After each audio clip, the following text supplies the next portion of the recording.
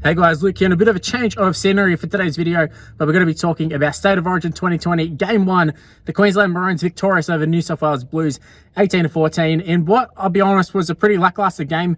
I think the ending was pretty decent. It kind of reminded me of the grand final.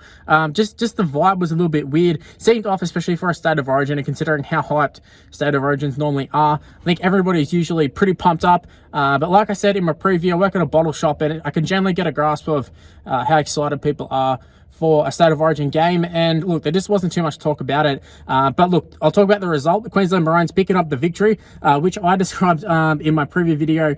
I said it would take a miracle. Turns out that miracle is Wayne Bennett. Wayne Bennett producing the good yet again for Queensland. He does it for the Broncos, Queensland, Rabbitohs, you name it. He's done it. What a coach, and just keeps getting results. He gets the best out of his players, and I don't think I'm wrong in what I said in the preview in terms of the New South Wales side should absolutely pump this Queensland side. However, it wouldn't be State of Origin if that happened. I was probably a bit naive to think that New South Wales would have it all their way. Even when they were up 10-0, there was the try to Damien Cook, which kind of, I don't know, when it gets to run a play, I feel like Queensland had so many chances and they're offering up nothing. So it's not like Queensland were, I don't know, they were down at halftime, but it kind of felt undeserved to a degree. They had lots of good field position. They just weren't executing. And then in the second half, obviously, they did execute. They made New South Wales pay big time. But in terms of the tries that New South Wales scored, they weren't exactly like super classy tries or anything like that. The Addo-Carr one, I think they went close a few times. Dan Gagai with a few good stops. Addo-Carr and Tupou, I think, both went close, I think. But yeah, it was Addo-Carr scoring in the corner, and then also Damien Cook scored the real sort of super lucky try to start off the game. Actually, I will say Damien Cook was one of the better players for New South Wales, but I'll talk about the star players later on. But yeah, after all that, it was pretty much all Queensland. I feel like New South Wales were kind of just passengers in that game. I feel like they kept waiting for the referees to sort of get them out of trouble. And look, I thought the forwards had a really good start to the game. And then Queensland, once their bench players sort of came on, once Ben Hunt came on, I thought he was a big factor in the win. Thought he was really, really good for them. But the forwards, they just got a roll on in Queensland, and New South Wales just weren't making the meters that they were to start off the game. And then you add in just, look, the lack of direction from the halves for New South Wales. Look, Nathan Cleary been super hyped up this year, and for good reason. Penrith had a fantastic season, equaled the record for most wins. Didn't get it done in the premiership, in the grand final, I should say. And look, he hasn't got it done again tonight. That's two big games in a row Nathan Cleary has not delivered, and he's not turned up. It's one thing to look like you're trying things and it's just not going to plan. But it's, when I watch him, it's so frustrating. It's like watching New South Wales all night. It's like they had no direction in attack. It's like they didn't know what to do. The kicking game was absolutely awful. They were just sort of just bombing it. No matter where they were in the field, they were just bombing it and hoping for the best. And Queensland handled it with ease, as they would.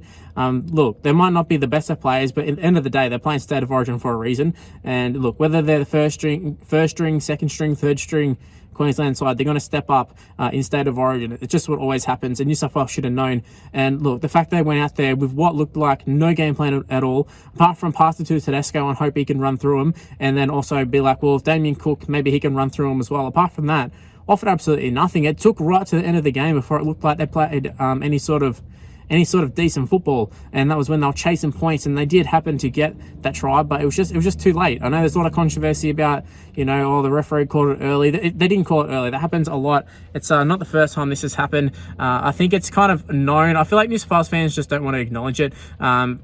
But the referee's clock is different to what's shown on the TV. If you go to the game, you'll probably notice it. You probably noticed it a few times on TV when they'll call time off and the clock will keep going on TV. That's just how it is. The TV one is different. Referees got their own one. Sorry for all the shakiness. I'm holding it. I'm in the car on my break at work, but I thought I'd give you a review of the game. But yeah, Queensland, their tenacity throughout the whole game, just their line speed was great. Really, really shut down New South Wales. They shut down Tedesco fantastically, therefore effectively shutting down New South Wales in attack. And once again, Nathan Cleary, I feel like he's kind of getting to the point, for me, where, look, he's borderline going to get the Mitchell Pearce treatment, depending on how game 2 and 3 go.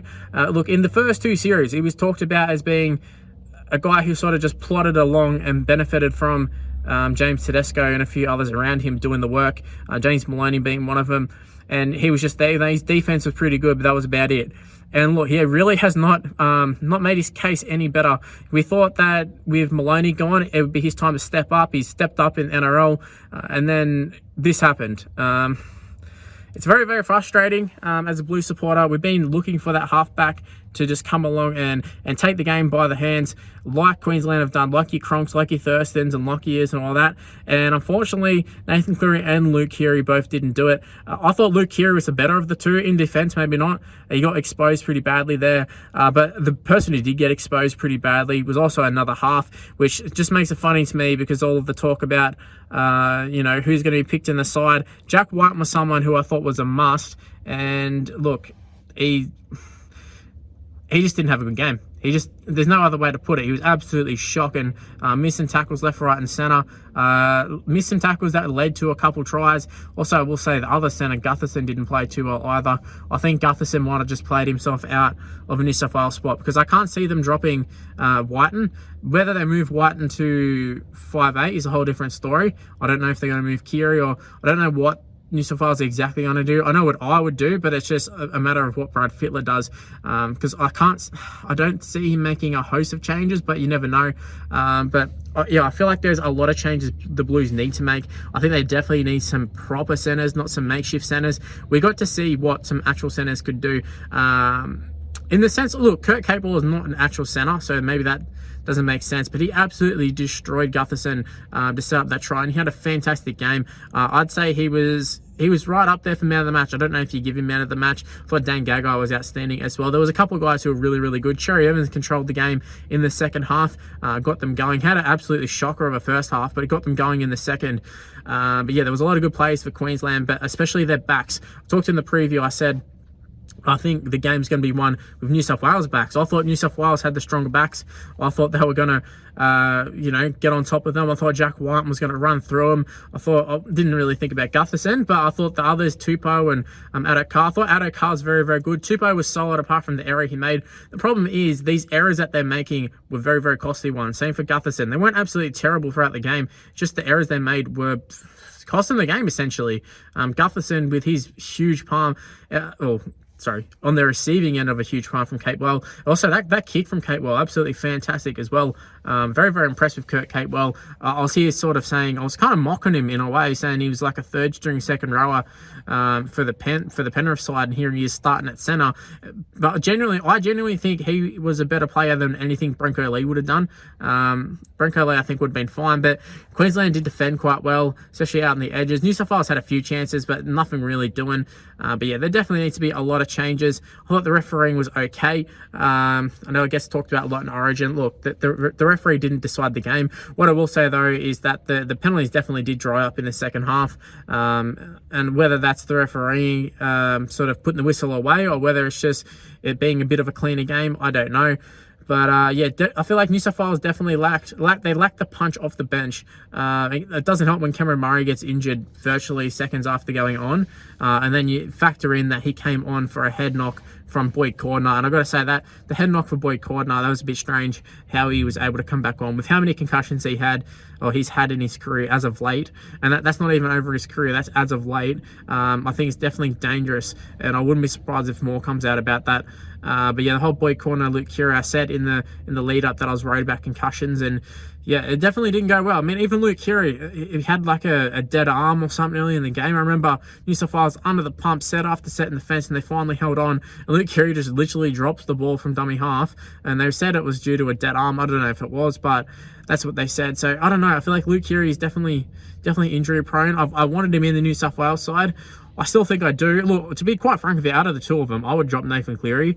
Look, you can argue whether Nathan Cleary deserves to be dropped. He's had a hell of a season with Penrith. But look, we've seen... Look, you'd be making the same argument for Mitchell Pearce. Oh, he just needs more time. At Clubland, he's very good. Clubland, he's taken them to a grand final. Like, in a couple seasons, probably about the same amount of time. Mitchell Pearce took the Roosters to a grand final. You're thinking, yep, they're on the right track, and they never really kick on. And that's what seems to be happening with Nathan Cleary. You can do it in the easy games, no pressure, teams rolling forward. You got your kick hours killing it, Jerome Luai's killing it, Coruscant's killing it. Everybody's killing it for Penrith, and he's just riding off the back of that. Then you chuck him in this New South Wales system, and it's like he doesn't have the ability to just be like, yes, this is my team, I'm going to take this side. Maybe it's due to the fact that Luke Keary is kind of a similar sort of player in that sense, likes to control the game and do a lot of stuff. Yeah, maybe they're too similar, I don't know. But I thought Cody Walker, out of all the halves, I thought Cody Walker looked the best of it, and he only played about 20 minutes. So yeah, New South Wales got a lot to improve on, which I think is a good thing. It'd be bad if we were sitting here saying, yeah, they lost and I don't really know what to do. They definitely can play a hell of a lot better. The game itself was quite poor. It kind of reminded me of those early rounds of NRL where teams come in and they're dropping the ball and not really doing too much with it, rather than your normal State of Origin game. And I think that's a reflection of the time frame of when this was played.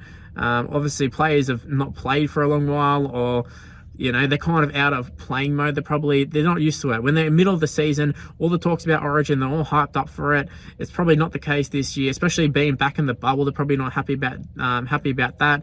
But I will say, if any team played with passion, or Queensland, they were just typical Queensland. The game was just literally typical New South Wales, typical Queensland. When New South Wales have the advantage and have the better side, and you think, yep, this is the year they're going to do it. They never do. Queensland just come back and backs against the wall. They go for it and they win. And yeah, they just got that winning mentality. Even when they don't necessarily have like a winning team, they just got that winning mentality. And yeah, they got the win last night, and that's all that matters. 1-0 to Queensland. Leave in the comment section below, what did you think of the game? Also, while you're at it, go ahead and give me a follow on social media. It's on the screen right now. It's Mr. Luke and YT for mostly everything.